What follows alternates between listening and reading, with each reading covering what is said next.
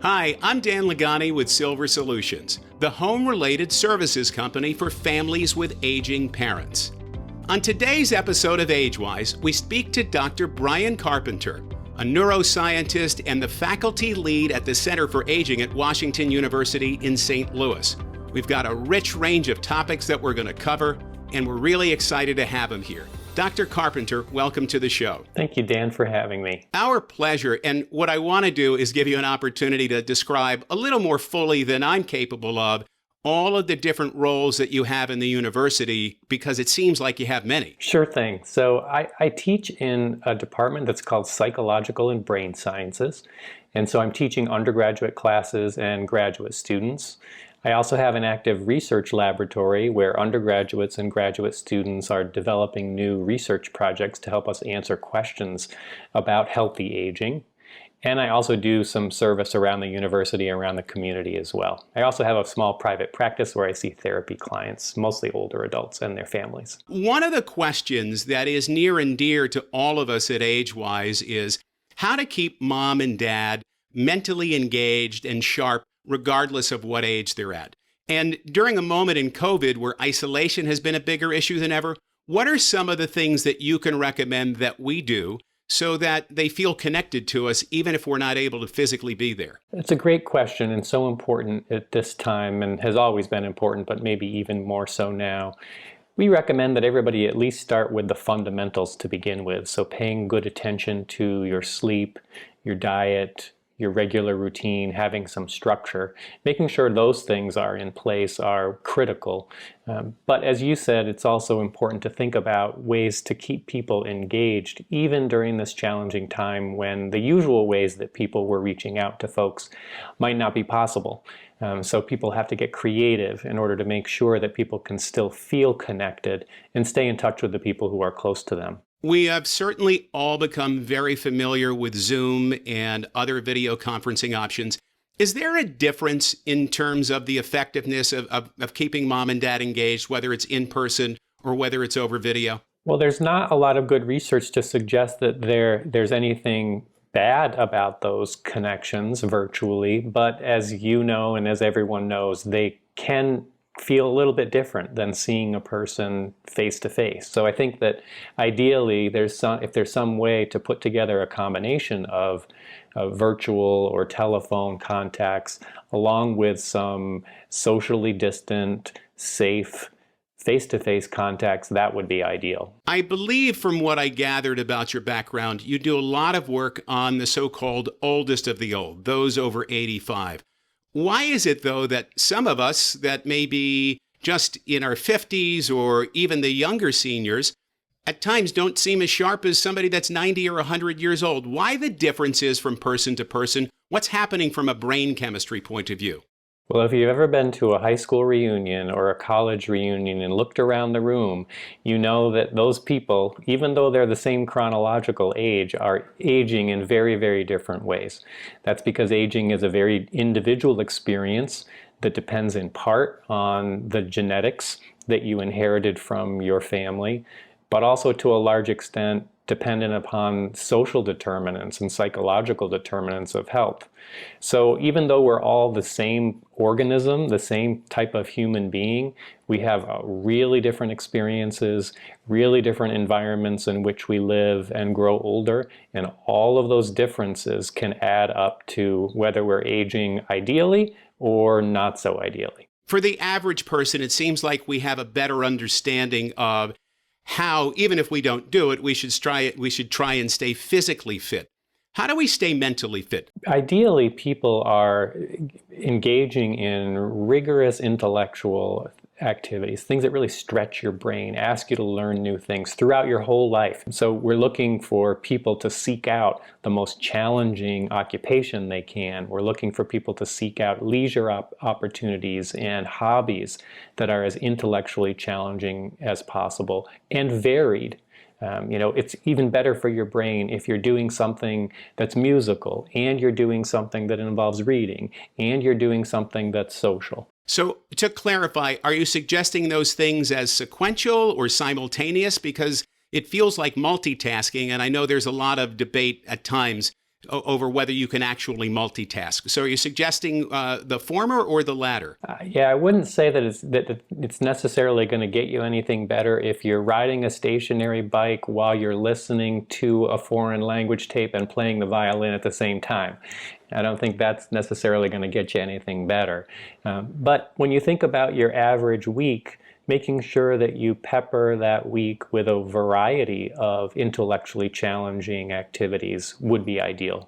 I want to shift topics for a second. I happened to read an article that you were quoted in throughout in the Wall Street Journal last fall on the role that adult children should play when it comes to mom and dad at a doctor's appointment. And that's a somewhat common scenario. Adult children are in a tricky position where they may find themselves needing to provide more assistance, but in order to do that effectively and in a way that's going to be the most respectful, figuring out how to do that in a way that also acknowledges the long and productive life that their parent has had up to this point. I guess one of the great concerns that every adult child has on behalf of their mom and dad is, what are the early warning signs that I should be looking for in any form of decline? Physical and or mental. What we're looking for when we're talking to adult children is whether they've noticed any sort of change. You know, some people have really good memories. Some people have not so good memories, even in their 20s.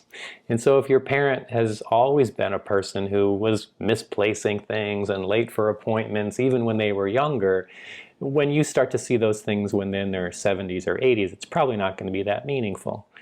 But when you notice changes from the person that you remember from years ago, those are usually an indication that might be something going on.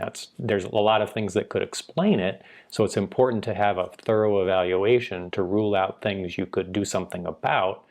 But that's what we're looking for when we're talking to adult kids is what have you noticed that's different from what you've seen before in your parent? And I'd love your insight into something that we found out in a Silver Solutions national poll that we did last December.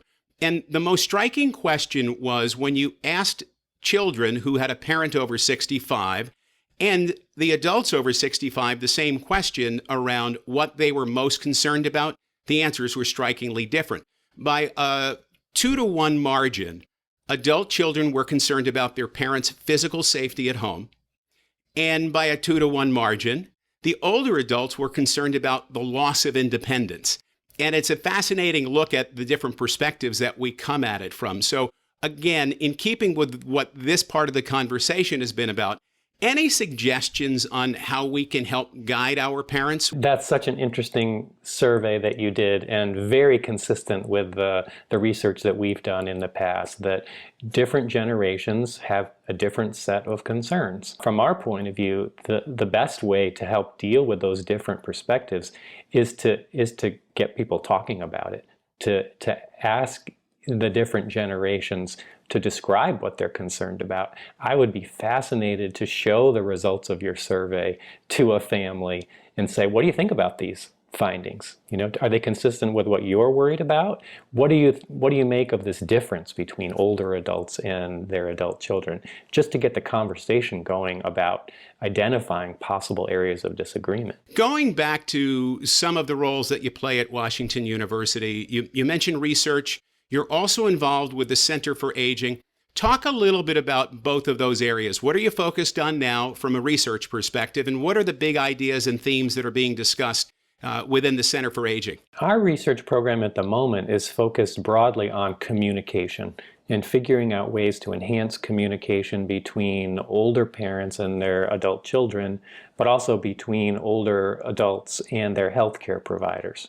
So we're looking for ways to train medical providers, healthcare providers, to be better at communicating with their older patients. But we're also training the older adults to feel empowered so that when they go into an office visit with their doctor or another provider, they feel competent to ask questions, to get the information that they need, to feel like they have a voice in those interactions. At the center, we're bringing together researchers from across the university to tackle some of the challenges that are coming up because of the aging of the population. So we're bringing in folks from our law school and business school and engineering school and even art and architecture and of course the medical school, because the issues that older adults face are often things that you're not going to solve from any one particular discipline's perspective.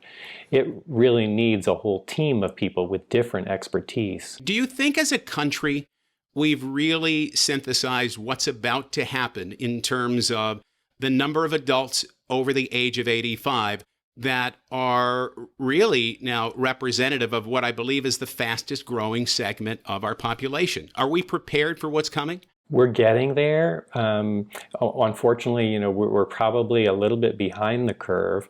One of the things that's happened is that just as the rest of the population has aged, so has the people in government. And so those folks who are kind of in control of setting public policy, they're starting to experience and see changes around the country because of this demographic shift. And so I think once people experience it in their own life, then they become more sensitized to these issues. But we're still behind the curve, behind a couple of other countries that are even older than we are. Is there anything that jumps out from those countries that you think would be relevant or appropriate for us to adopt in the U.S.? I'm not exactly sure how it would play out from a policy point of view, but for example, immigration policy is one way that a country can influence the age of its population. Countries that have a more relaxed immigration policy that invite more immigrants in, they tend to be younger when they come to a country. And what that's going to mean is you're going to have more younger people available to take care of older adults, particularly because a large number of the paid caregivers in our country are immigrants. They come from other countries. Let's talk about you and how you became interested originally in the topic of growing older. Was that as a child, or did it happen as you were in the middle of your higher education? It happened to me in college, as a matter of fact. I was taking a class, and as part of the class, we needed to volunteer at a local community organization. And one of the options was to work at a daycare center for older adults. That seemed curious to me at the time, so I thought I'd give it a try, and I fell in love with it. The clients who were at the daycare center were just wonderful people to talk about, who told amazing stories about things in history, about things about our country that I had never heard before. And there was something about the environment that was so warm and friendly and supportive, and that's kind of where I got hooked. And what about your experience with your own parents? Have you had to experience any of the dynamics that you've been studying or researching in your own life? I watched my parents take very good care of their own parents as they grew older and became more dependent and more infirm. And I think that happens to a lot of younger people, is that they watch how things play out in their own family, and they learn about people's attitudes about older adults and what obligations we have towards our elders. And so those are very important models and very important experiences for young people. What's one big thing that you anticipate we're going to see a breakthrough on as it relates to aging and mental fitness? I think we're going to see a great deal of research emerging on the effectiveness of cognitive training. You've probably seen commercials for a couple of products that are out there already that are giving older adults an opportunity to play games in order to stretch their brain and improve their cognitive health. The research is a little premature to know whether that's beneficial for people and how generalizable it is. You can sit in front of a computer and play games a lot, but what people really want is to be able to remember things when they're out at the grocery store, to be able to stay mentally sharp, to be able to manage their own finances. Those are the long-term gains that we're hoping from those kinds of cognitive training products. So there's people doing great research in that area. It's too early, I think, to know how effective they are, but we have hope that they will be effective, they're probably not going to be a silver bullet. The science is already telling us that it's going to be important to pair something like that with regular physical activity, good diet, plenty of healthy sleep, all of the things we've known about for a long time. They're still going to be true and still going to be important in the next decade. Dr. Brian Carpenter from Washington University in St. Louis, thanks so much for joining us today and being our guest on AgeWise, and for helping to make all of us a little smarter about another important thing we need to know as our families grow older.